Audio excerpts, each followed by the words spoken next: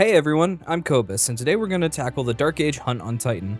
For anyone who doesn't know, this is a cut with Dark Age Steel of Vengeance Mine Triumph run of Warlord's Ruin that has to be completed during the week of January 27th to before reset on February 3rd. If you're watching it after this window, you can always do the normal version of the Triumph run if you still need that for the seal. I've been spending the last couple of streams messing around with caster frame swords, the Titan Glaive, and different prismatic Titan setups to see what strategies will allow for us to easily beat any boss with no more than 3 phases after some practice. This guide will go over each of the loadouts I used, as well as alternative loadouts, weapons, and strategies for people who want to be safer. After the loadouts are shown, I'll show a successful damage phase of each boss with commentary, and I'll also have some footage from the shooting range of a perfectly ideal scenario. This will not be a mechanical guide, as there are many videos from years ago that are still really good and you've probably already watched if you have any interest in this challenge.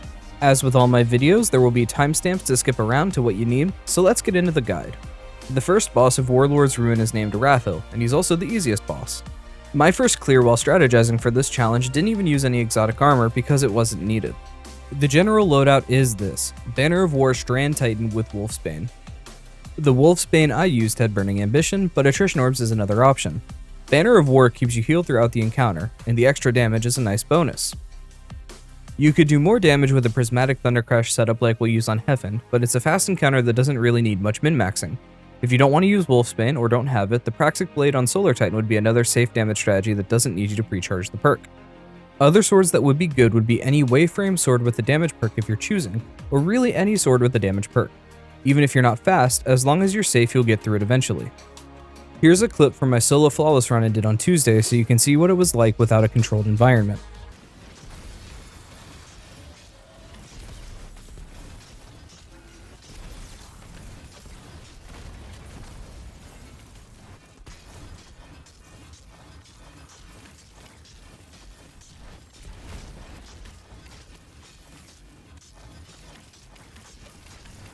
Locus is a really tough encounter if you're not careful during damage. A 2-phase looks to be possible on Titan with a Prismatic Thundercrash setup, but it was a lot harder to live, so I chose to go with Prismatic Twilight Arsenal. Solar Titan with the Throwing Hammer and Wormgod Caress would be another good option, you just don't have 1-2 punch to make the damage higher.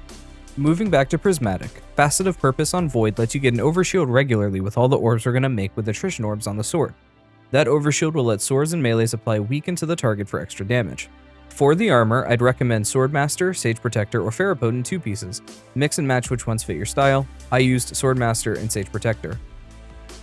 The weapons I used during my run are unfortunately not that easy to get. I used a perfect 5th caster frame Ergo Sum, which is a 1 in 40 drop chance from the featured Overthrow on the Pale Heart, and it took me 8.5 hours to get mine after this challenge was announced. Any caster frame Ergo Sum can be used, and the unplanned Reprieve Ergo can be a substitute for perfect 5th if needed, but it is not as good. Make sure to constantly have Transcendence active while you're doing damage. Outside of the damage buff it gives all weapons, it gives Ergo a 44% damage buff. The heavy slot has a few options. To maintain Transcendence uptime, Ill Omen from Episode Echoes is the best option. It gets Attrition Orbs in either Vorpal or Surrounded. I used Vorpal for consistently higher damage. Other good options that can work will be Chivalric Fire, which can be purchased from the Exotic Weapons kiosk with the other Pinnacle and Ritual weapons, or Temptation's Hook from Episode Heresy if you have one. If you aren't able to use Ergo, use Black Talon by itself. It has a really strong damage profile, but it won't be able to make orbs for sustained weaken on the Ogre. You'll have to do extra shield throws to keep that going. The strategy I used had a loadout swap that isn't really needed. The Glaive loadout in the description for this encounter is used to give you 5% extra damage for 10 seconds on the first plate, and overshield to continually proc weaken. A shield throw at the start of damage can be enough to give overshield for weaken on each plate, but I liked how it felt to use in my testing. This loadout swap can be entirely skipped and you'll get similar results.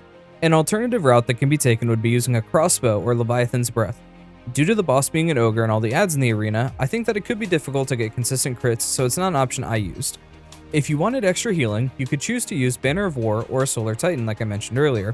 I have been seeing people use Wormgod Caress, and it seems really good, but it's not the route I wanted to go because it seemed like weapons were the main focus of the challenge. I'm not going to dictate how you do the challenge, I'm just showing you how I did it.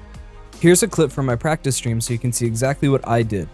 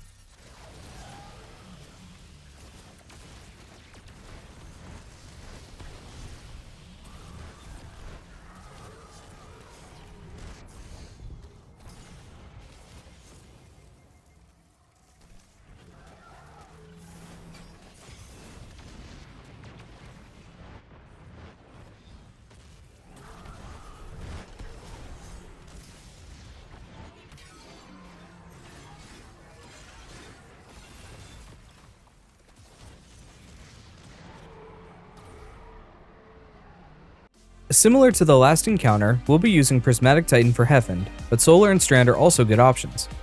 The enemies in this encounter can quickly overwhelm you if you don't have the ability to quickly clear them out or have enough healing to deal with the damage they can dish out. Unlike last encounter, I strongly recommend using the Glaive loadout.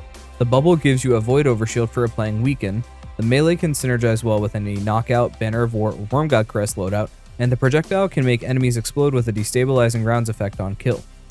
Ill Omen was the sword I chose, but this time I used Attrition Orbs and Surrounded. That does mean you need 2 versions of the same weapon to copy what I did, but it's a craftable weapon so that makes it easier. Since this isn't a mechanics guide, let's skip forward to damage. Right before damage, while you're on the last totem, you place the bubble on yourself. In the bubble, you switch to the double caster frame loadout, and now you're ready to start damage. Activate Transcendence, throw the shield and grenade, then hit Heffend with a Thunder Crash. When you land, try to strafe toward either your bubble or one of the pillars in the arena. If neither are available, just strafe to where the enemies are not. Then, like the last boss, you alternate caster frames until either damage ends or your health gets too low, so you have to switch to a weapon you can melee with to get health. If you have extra time after getting the last totem, you can place the bubble in a spot you can strafe in and out of between caster frame shots. That'll refresh the overshield so you can survive better. The 3 platforms will all play the same. Once you get up to the top with the 3 islands that instantly start DPS, you'll get options on what you can do. If you want to be as safe as possible, go to a safe spot like the cave on the second platform and wait for a Thunder Crash to charge.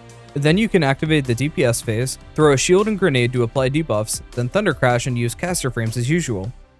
If you do this well and are patient, you can 1-cycle. I chose not to do this in my runs and just go into the second cycle. If you have plenty of heavy ammo lying around, you can switch to Black Talon for higher burst damage.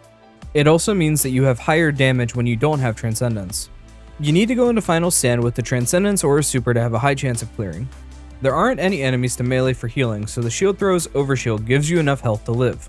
Be prepared to throw multiple shields. I had to in my successful runs. Here's a compilation of the damage phases for one of my cycles.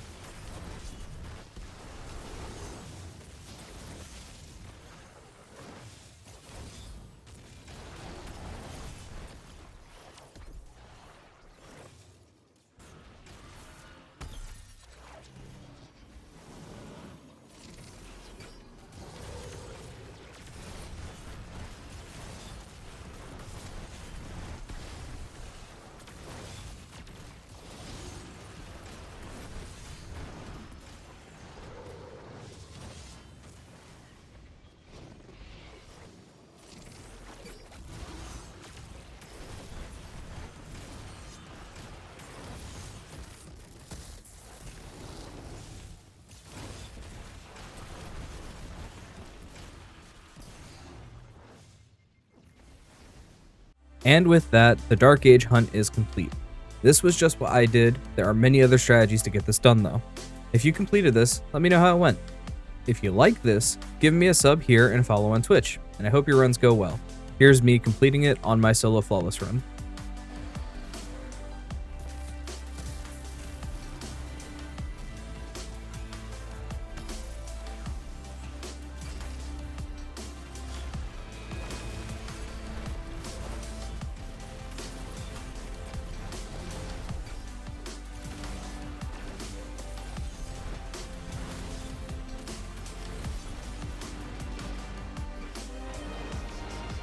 And we win.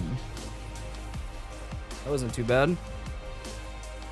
Wasn't first try, but first tried this boss.